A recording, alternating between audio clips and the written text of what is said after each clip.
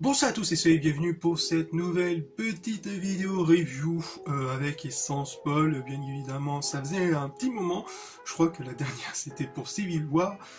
C'est juste histoire de vous faire un peu patienter pour la prochaine vidéo, donc le prochain hors-série qui devrait arriver très prochainement. Faut juste que j'ai le temps d'au moins finir la série, vu que ce sera concentré sur une série. Donc n'hésitez pas, bien évidemment, à me suivre sur les différents réseaux sociaux pour vous tenir au courant des différents projets à venir, et notamment les hors-séries. Encore merci à tous ceux qui sont abonnés, etc. Donc un gros poutou à vous. Ça fait plaisir à voir que le contenu hors-série vous plaît de plus en plus, et j'essaye de m'améliorer au fur et à mesure des épisodes. Donc, review de l'une des saisons, de l'une des séries que j'attendais le plus, à savoir la saison 2 de House of the Dragon, qui est la série spin-off, pour rappel, de Game of Thrones. Donc, House of the Dragon qui se passe bien des années avant les événements de la série de base. Donc, la saison 1 m'avait bien plu. Je vous ai fait voir mes reviews, je mettrai sans doute le truc si ça fonctionne, parce qu'à chaque fois ça fonctionne pas. Donc, je les ai mis, je les mettrai dans la description. Une saison 1 qui m'avait beaucoup plu. C'est vrai qu'au niveau du livre, il y avait quelques petits éléments qui n'y étaient pas, même si ça reste tout de même assez fidèle. C'est vrai aussi que ça fait un moment que, que je l'ai plus eu, donc j'ai tout de même quelques événements, notamment un qui aurait pu être l'épisode final de la saison 2 justement. Donc est-ce que la saison 2 est-il à la hauteur des attentes attendues, de ce qui était prévu, de ce que nous a été montré et teasé lors de la saison 1? La réponse tout de suite.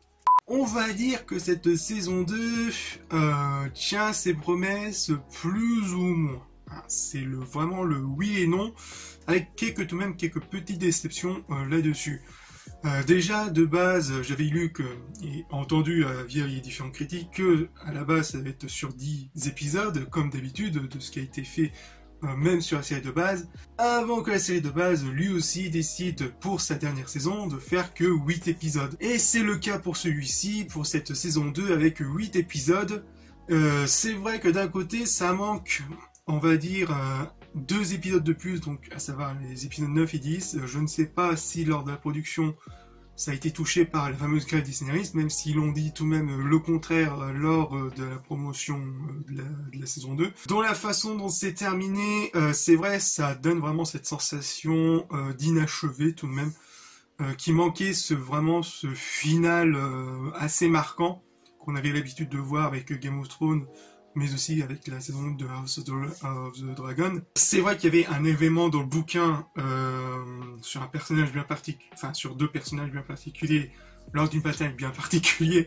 Je pense que je vais pas trop m'avancer là-dessus pour histoire de pas trop spoiler au niveau du bouquin. C'est vrai qu'il aurait pu être pour moi la finale parfaite pour la saison 2. Mais au final, ils ont décidé de faire un final assez particulier qui aurait pu au moins se finir sur l'épisode 7. L'épisode 7 qui aurait pu être au moins un bon final. Toutefois, l'épisode 8 reste tout de même assez important et qui fait en quelque sorte un gros teaser pour la saison 3 à venir. Notamment aussi l'épisode 4 qui est vraiment l'épisode le plus marquant de la saison 2, avec un avant-goût de ce que va donner les batailles aériennes avec les dragons. Franchement, on n'est pas prêt, notamment pour la bataille que j'ai en tête. Ça va être vraiment épique cette saison 3 s'il commence vraiment ce gros bordel. On va dire que cette saison 2 va plus se concentrer sur un début de guerre avec les coups stratégiques, les jeux d'alliance, mais aussi où chaque erreur de chacun des personnages, des coups stratégiques des personnages, etc., va leur coûter cher, voire même qui va être servi à l'équipe adverse, si on peut dire ça comme ça. Dans House of the Dragon, on avait l'habitude, avec ce jeu de personnages assez neutres, qui chaque erreur fait inconsciemment, quoi. Avec un réel tout de même impact dans l'histoire. Là, on retrouve ce même système d'écriture. Cependant, petit à petit, certains personnages commencent à basculer un peu du côté obscur, notamment un personnage en particulier que je citerai dans la zone spoiler, et qu'au fur et à mesure des épisodes, au fur et à mesure de l'histoire, au lieu de final d'avoir 2 camps, on pourrait se trouver au final avec plusieurs camps, petits camps différents qui commencent à s'entre-déchirer, etc. C'est vrai que ça peut donner quelque chose d'assez intéressant, je sais plus si dans le bouquin c'était comme ça, je sais plus. Mais enfin bref, ça a donné le ton un peu traître, enfin un peu de traîtrise, etc. Où franchement n'importe qui peut partir littéralement en cacahuète. Et pour revenir à la petite polémique, bien évidemment, ça fait tout de même assez jaser, sur le fameux baiser lesbienne, je ne vais pas trop en dire dans les détails, je pense que j'en parlerai un peu plus en détail dans les zones spoiler, parce que c'est un peu compliqué, même en écrivant, je vais tenter de survoler un peu. Donc, la fameuse scène du baiser, c'est vrai qu'on ressent un peu ce côté quota à cocher parce que ça sort vraiment de nulle part. On n'a pas vraiment senti, que ce soit lors de la mise en scène ou même dans l'écriture des personnages, même si on comprend qu'un des personnages en particulier a tout de même vécu tout ce qu'elle a reçu dans la gueule, c'est vrai qu'elle demande du réconfort et qu'elle peut trouver du réconfort parmi une personne en particulier. Mais il n'y a rien qui est construit, il n'y a rien dans la mise en scène, même dans l'écriture, il n'y a rien qui nous ait amené à se baiser en particulier. Je ne vois pas trop l'intérêt de faire ça. Après, cependant, je pensais qu'il y aurait un après celui-ci pour qu'un des personnages dévoile vraiment ses sentiments profonds envers celui-ci. Cependant, il n'y a pas eu d'après, il n'y a pas eu de dialogue en particulier pour savoir avoir un élément d'explication de pourquoi, du comment. Non, c'est juste c'est juste comme si rien ne s'était passé, etc. C'était vraiment assez bizarre. Après l'épisode suivant, comparé à une autre relation de personnage qui est dans un premier temps assez surprenant, même s'il y avait tout de même bien évidemment des éléments qui ont été mis en place, que ce soit les jeux de regard et aussi en termes d'écriture, et justement il y a eu un événement il y a eu cette connexion entre ces deux personnages très très proches, on peut dire ça, et il y a eu un après ce rapprochement où on apprend que les deux personnages, il y a eu un dialogue entre les deux personnages du pourquoi et du comment. Là, contrairement à l'autre, il n'y a rien eu, quoi. Il n'y a même pas eu un dialogue sur le retour ou quoi. Donc, c'est vrai que ça sort clairement d'une part. J'espère que j'aurai été clair. Je pense que ça sera un peu plus clair quand j'en parlerai pas plus dans la zone spoiler avec les noms. Parce que c'était vraiment chaud. C'est vrai qu'au niveau du rythme, la série prend vraiment son temps. Un peu trop par moment, notamment autour de Damon, qui, au bout d'un moment, ça commence à tirer un peu trop en longueur. Même s'il y a quelques éléments assez importants dans celui-ci, tout ce qui va tourner autour de lui. Il y a aussi toute l'intrigue avec une de ses filles, l'une des filles de Damon, qui on se demande où est-ce que ça va aller. C'est juste des petits bouts que... Enfin, ça plombe un peu le rythme, où quand t'es à fond sur un personnage en particulier, d'un seul coup tu retombes dessus. Parfois, ça a entre-temps à se mêler les pinceaux, etc. C'est vrai qu'au niveau du rythme, on est un peu plus long que dans la saison 1. Après, il y a eu d'autres éléments, d'autres dialogues. Après, au-delà des dialogues, parfois le rythme est un peu long au niveau de la réal, etc. Et justement, en parlant de réal, la réalisation est propre, tout de même. On respire beaucoup mieux, contrairement à la première saison. Enfin, la première saison, c'était dû en plein Covid, où ils avaient dû tourner en plein Covid, et c'est vrai qu'on ressent cette sensation de huis clos qui ont réussi à intelligemment incruster, à l'utiliser, qui est assez bien réussi. Là, on respire, au niveau des décors, on respire beaucoup mieux. Ça montre davantage l'action notamment l'affrontement entre les dragons, qui sont vraiment très très bien filmés, bien rythmés, avec une très bonne mise en scène, bien évidemment avec des effets spéciaux encore plus impressionnants. Franchement, j'ai jamais vu autant de dragons aussi bien détaillés, aussi bien faits. mais aussi accompagné de la musique, de l'excellente musique, de l'excellente BO composée par Rami Djawadi, qui est vraiment excellent, même s'il ressort un peu quelques sons, quelques thèmes de la BO de Game of Thrones. Il y a quelques petits sons qui m'ont qui m'ont fait tilt, quelques récupérations, mais sinon c'est assez, franchement la BO de cette saison 2 est toujours aussi top. Je suis en train de l'écouter en ce moment même et c'est vraiment un vrai régal, un très très bon taf. Donc avant que je me rende dans la zone spoiler pour expliquer un peu plus en détail, parce que je vous raconte pas qu'après c'est un peu compliqué pour sans spoiler. Donc pour conclure, est-ce que la saison 2 remplit, enfin qui est à la hauteur des attentes qui ont été espérées, quoi, de ce qui nous a été teasé lors de saison 1, on va dire oui et non.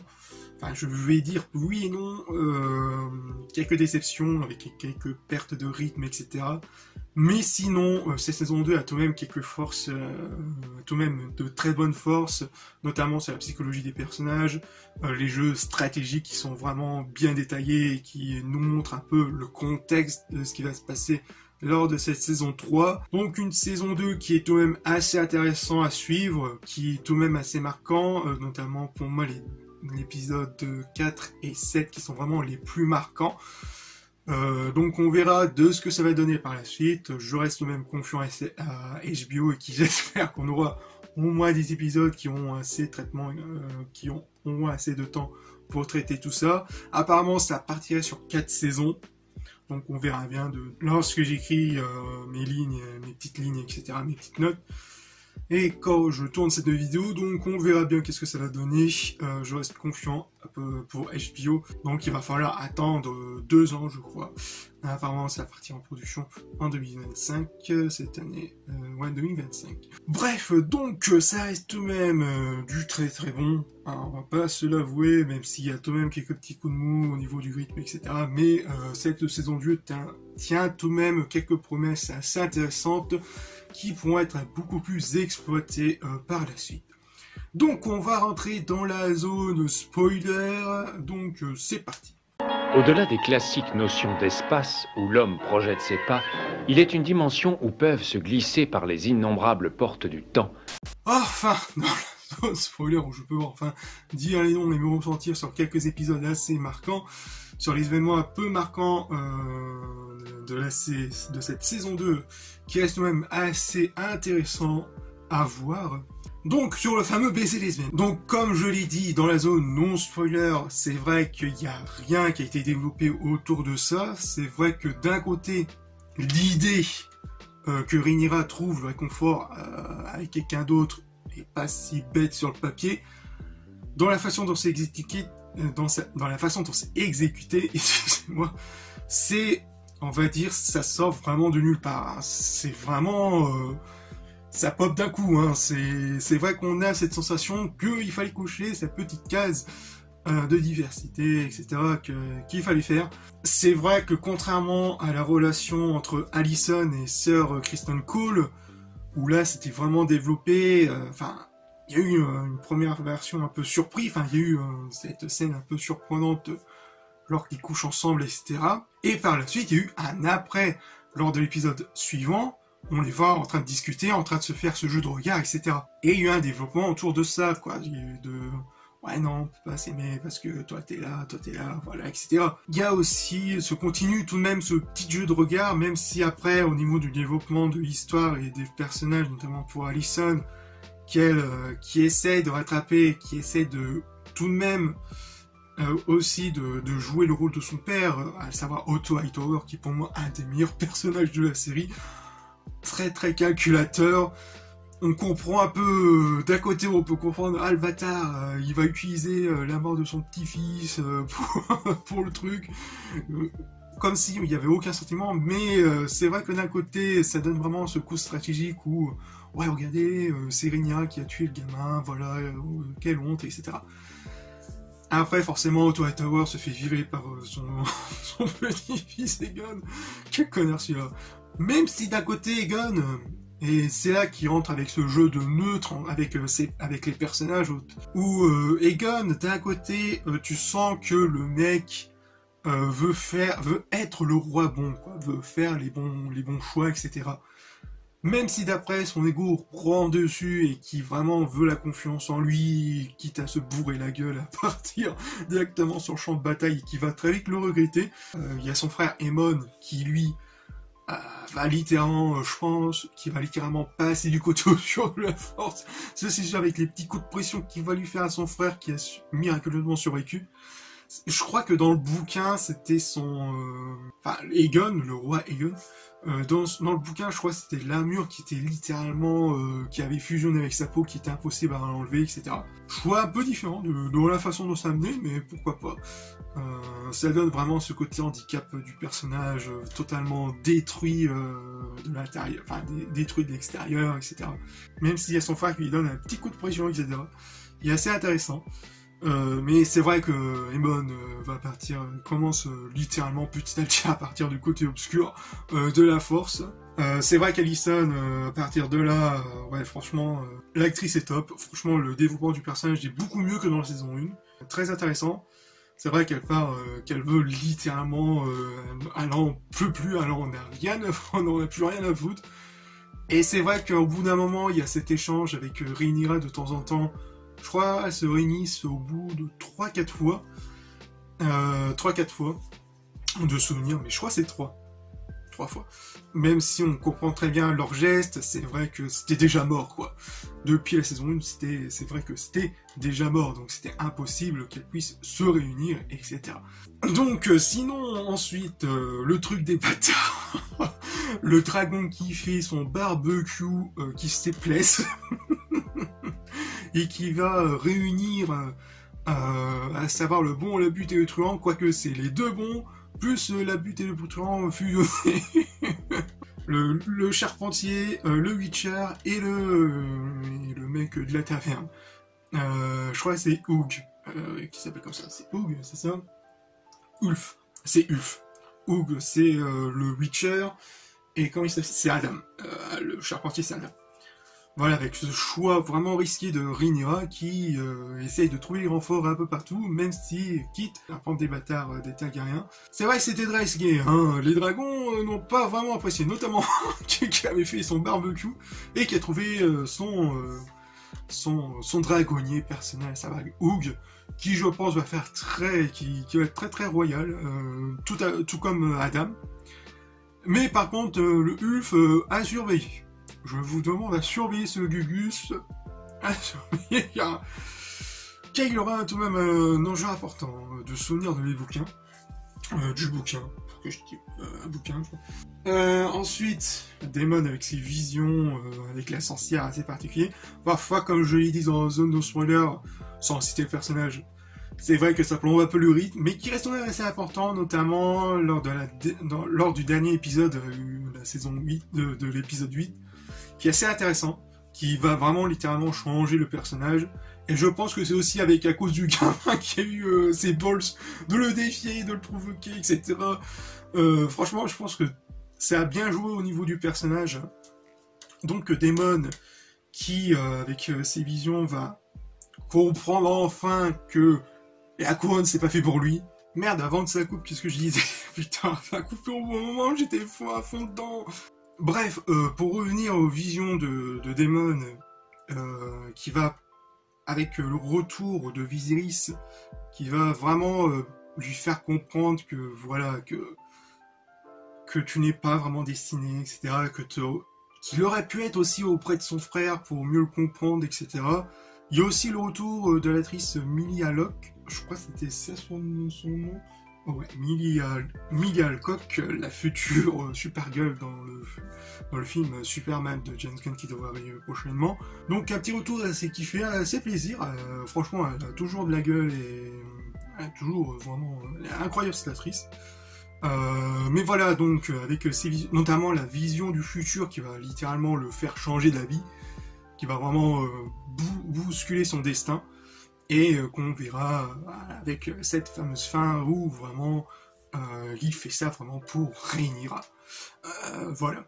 Oui, avec vision de fin, justement, ça me repop avec tout qui va faire lien avec ce qui a été dit avec la fameuse prophétie de Aegon Targaryen, le premier du nom, et qui va faire un lien aussi avec ce que Viserys avait dit à Rhaenyra, avec la fameuse histoire de Aegon, avec les marchands blancs, etc.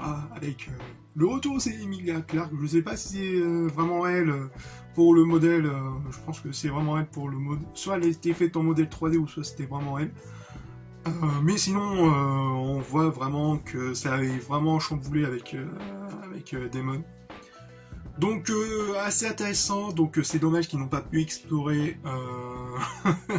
un peu plus loin avec les deux derniers, les deux épisodes supplémentaires.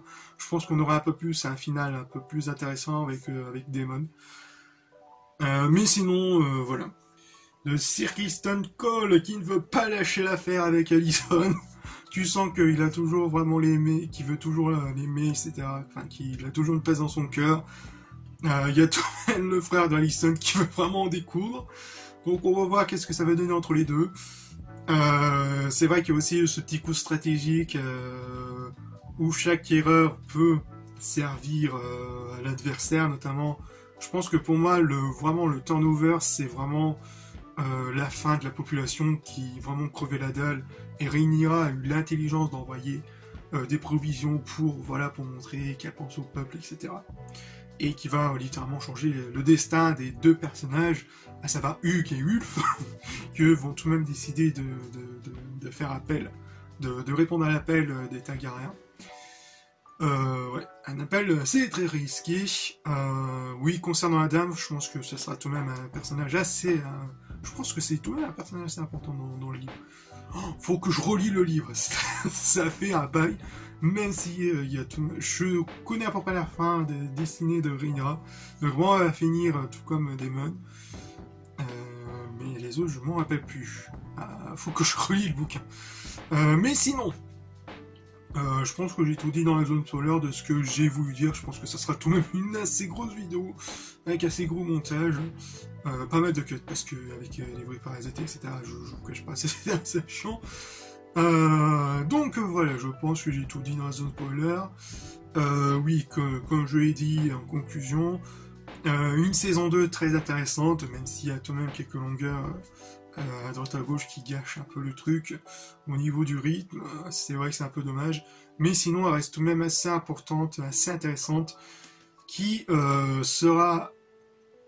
qui nous a donné tout de même un peu de contexte dans ce début de guerre. Qui va vraiment littéralement péter dans cette saison 3, j'espère qu'ils vont pas... Je pense qu'on aura tout de même un petit coup de rythme au début, lentement, histoire de bien redigérer de ce qui s'était passé dans la saison 2, et puis ensuite tout péter littéralement. Avec les combats aériens qui nous étaient montrés lors de l'épisode 4 notamment, je pense qu'on va vraiment prendre nos pieds. Moi qui est fan de dragons, je pense que je vais avoir un cas. Oh mon Dieu, pourquoi je dis ça? Mais enfin bref. Saison 2 qui reste tout de même assez intéressante. Voilà, que j'ai tout de même bien aimé. Donc voilà, donc je sais plus quoi en conclure, je sais plus quoi dire. Je pense qu'on va s'arrêter là-dessus. Donc merci à tous ceux qui l'ont vu, enfin tous ceux qui ont vu cette review. N'hésitez pas à liker, commenter, partager, à vous abonner si le contenu vous plaît. Et on se retrouve très prochainement pour de futures vidéos. Peace.